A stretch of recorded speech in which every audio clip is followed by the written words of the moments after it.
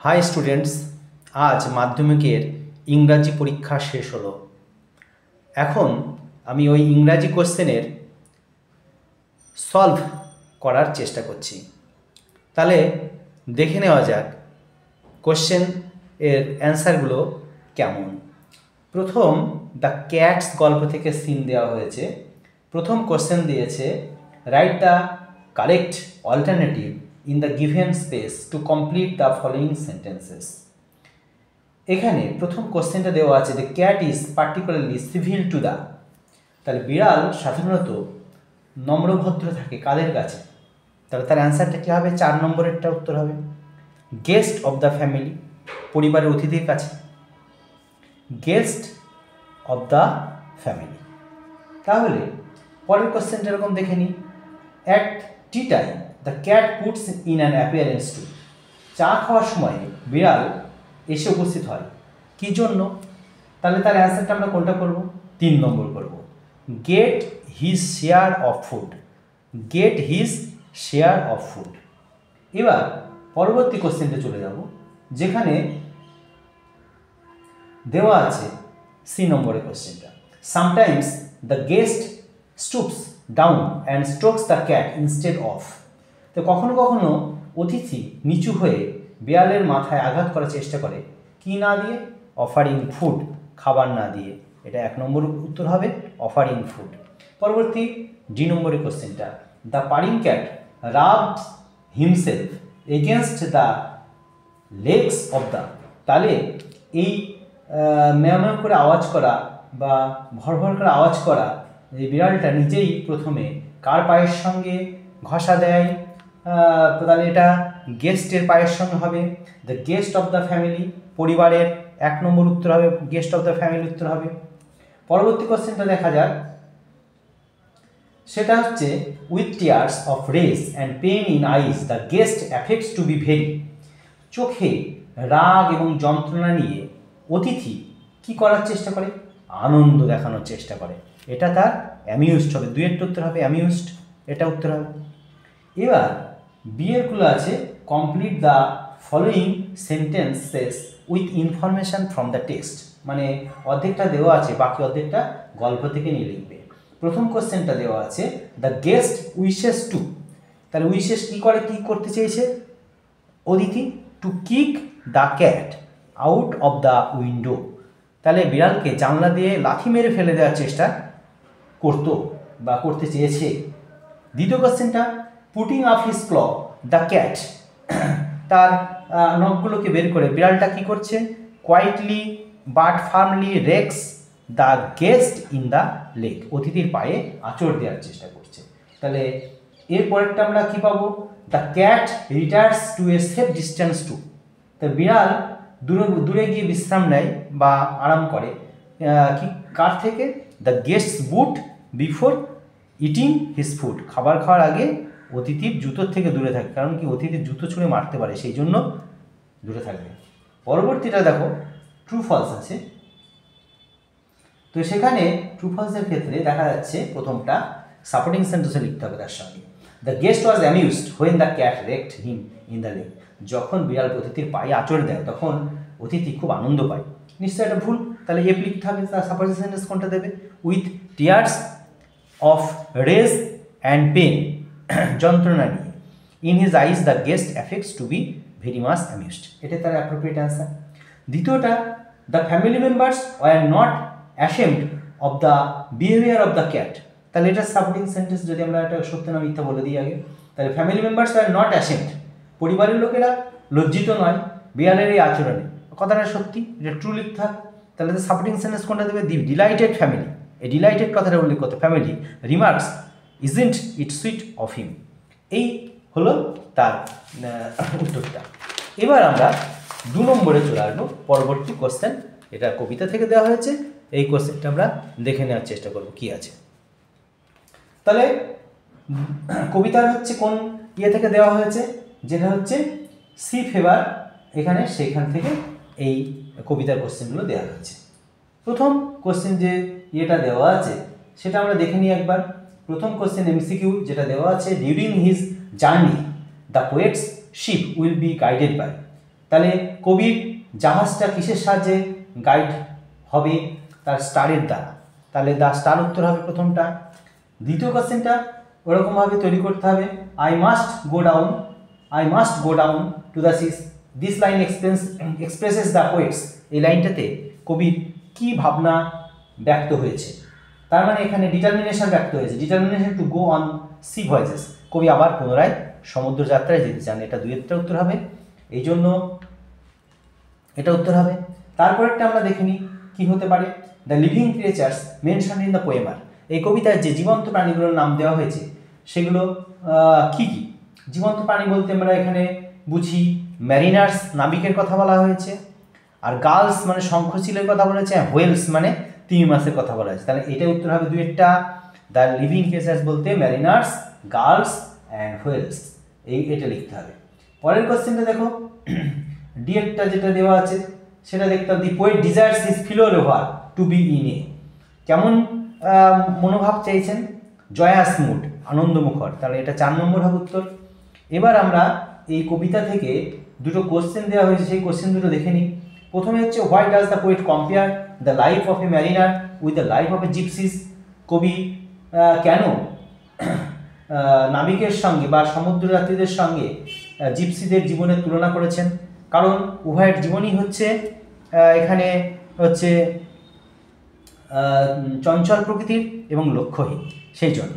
তাহলে এক কথায় আমরা লিখতে পারি, the poet compares the life of a mariner with the life of a gypsies as both lifes are movable and aimless. এই কথাটা লেখা আছে, মুভেবল অ্যান্ড এমলেস কথাটা লেখা হয়েছে। এবার 2 নম্বরের কোশ্চেনটা দেওয়া আছে, সেটা হচ্ছে যে, what does the poet ask for at the end of a voyage? কবির সমুদ্রযাত্রা শেষ হলে কবি কী চান? তাহলে at the end of a voyage the poet ask for quiet sleep and a sweet dream. এই জিনিসটা চান, তাহলে অ্যাপ্রোপ্রিয়েট অ্যান্সার হয়ে গেল এটা। এবার আমরা রিডিং কম্প্রিহেনশন আনসিনের মধ্যে চলে আসছি।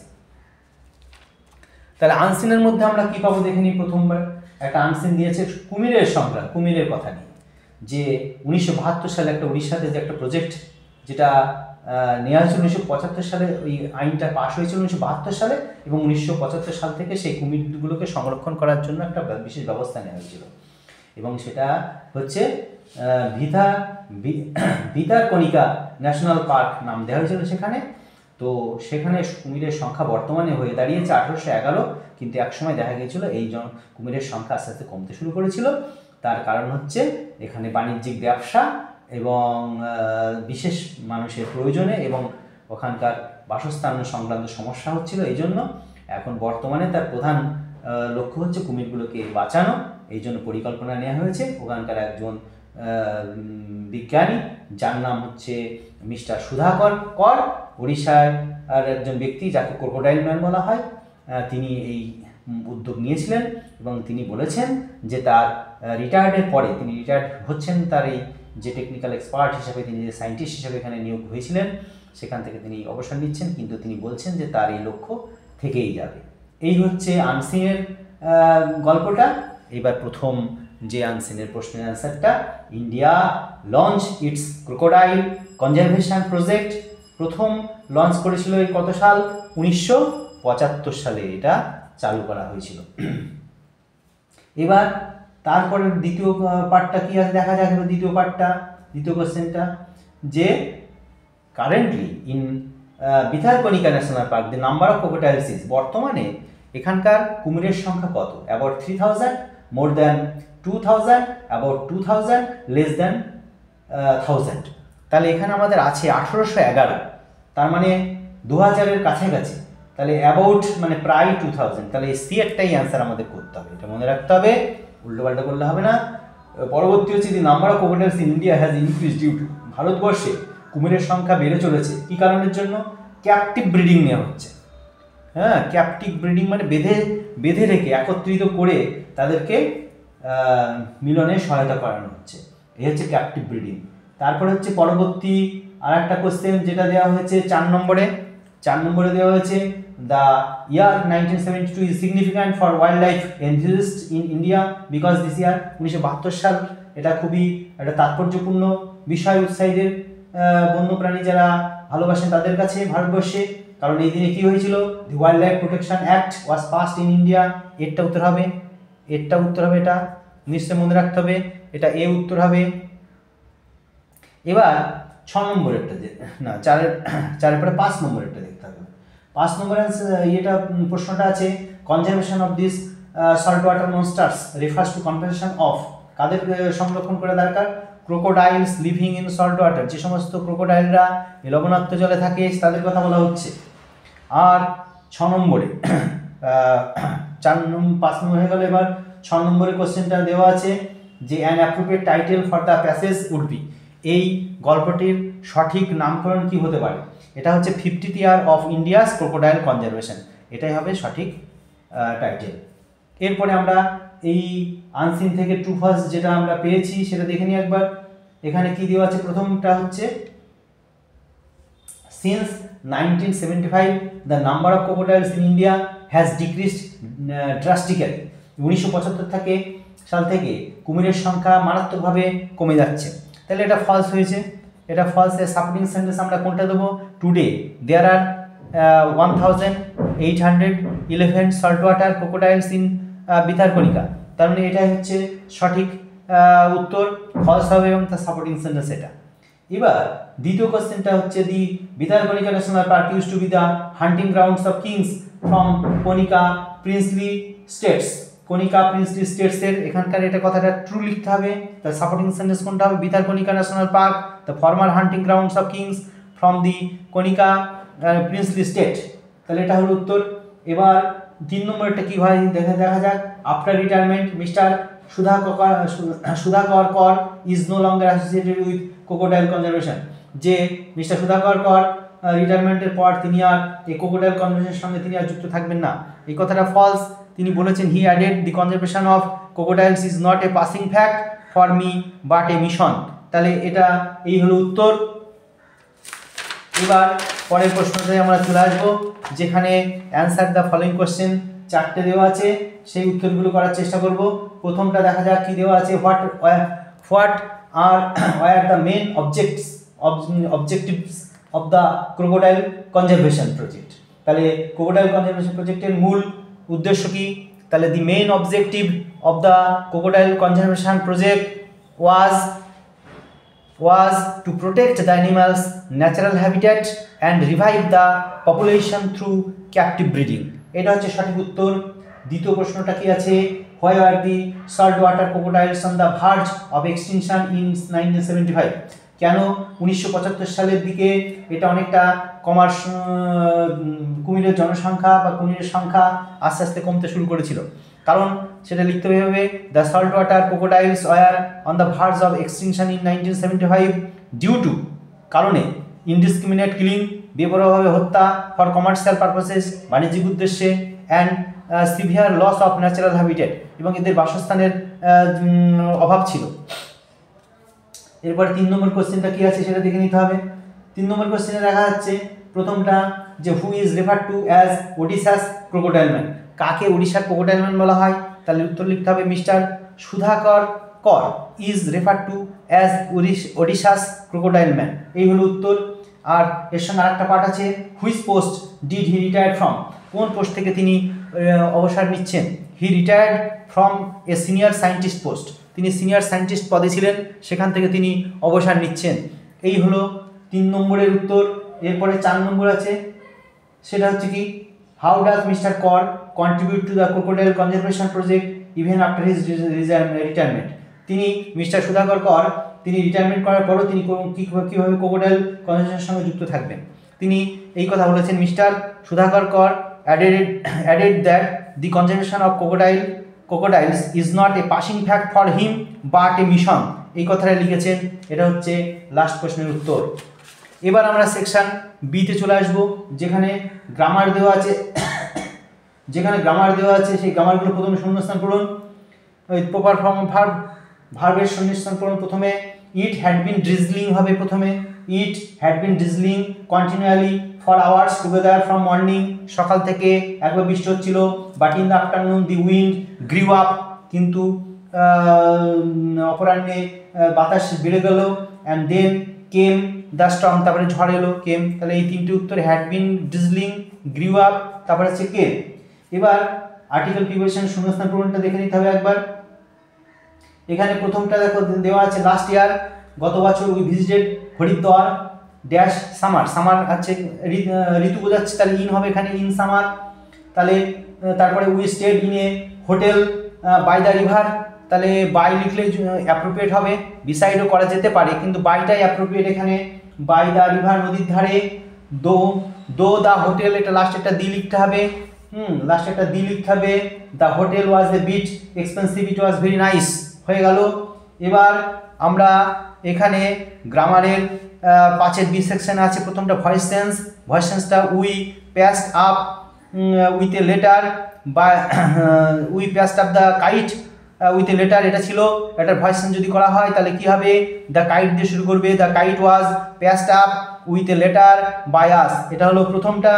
দ্বিতীয়টা কি আছে দেখে নাও, ন্যারেশন ছিল ফাদার সেড টু হিম, তাহলে have you no school today ছিল, তাহলে অ্যান্সারটা করতে হবে father asked him if he had no school today, থাকলে দ্যাট ডে করতে হয়, এটা হচ্ছে দ্বিতীয়টার উত্তর।